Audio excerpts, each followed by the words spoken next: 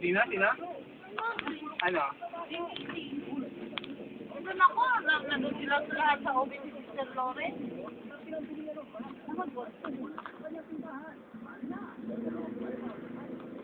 Eh, ba, lang sasabihin?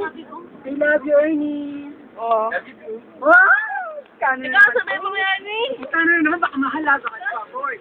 Wait for you. Talaga, makasi ka rin pala. Pangalawa ka pa lang sa pisan, bilang ko niyan. Wow! Text naman si Min. Text mo na lang. Text mo na lang, sentiment.